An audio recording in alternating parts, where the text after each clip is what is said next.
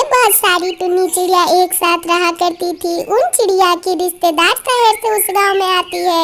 वहां से उस रात एक दादी अम्मा गुजर रही थी। उन्हें देख के वो बड़ी बड़ी आंखें खोलती है और धीरे से हंसती और कहती है, देखना चोट ना लग जाए। दादी माँ कहती है, अरे मूर्ख, तुम कौन हो? तुम मेरा मजाक उड़ा रही हो और ताना दे रही हो मेरे बुढ़ापे पे। एक दिन तुम भी ऐसे ही बूढ़ी हो जाओगी। किसी का भी मजाक मत उड़ाओ। अगर मैं तुम्हारे बारे में इस गांव में बता दूं तो मेरे घर के बेटे बहू तुम्हें कैद के पिंजड़े में रख लेंगे। अगर तुम्हें घूमने की आज़ादी मिली है तो ऐसे किसी को ताना मत दो। उस टुन्नी चिड़िया को बिल्कुल नहीं पता रहता कि वो दादी अम्मा कौन थी।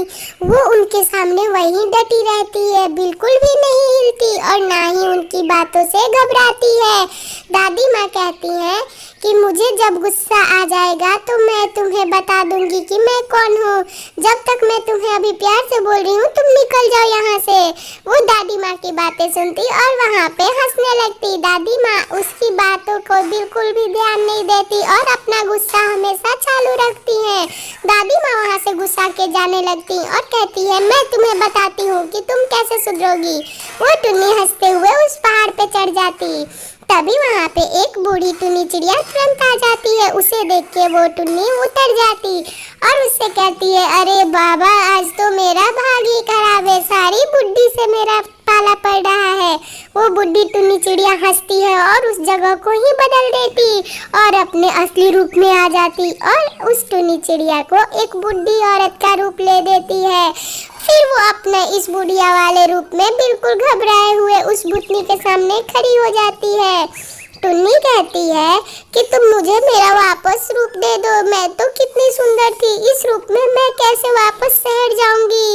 मैं तो किसी को मुंह दिखाने लायक नहीं रही। तभी वो भूतनी चिड़िया कहती है कि जो चीज़ तुम्हारे पास है उसके लिए तुम भगवान को शुक्रिया जरूर करो, लेकिन सामने वाले की मजाक उड़ा के मत करो, क्योंकि सारे इंसान को तो भगवान ने ही बनाया। हमें ऐसे किसी का मजाक नहीं उड़ाना चाहिए और बुढ़ापे पे तो बिल्कुल भी नहीं। एक दिन तो सबको बूढ़ा होना है।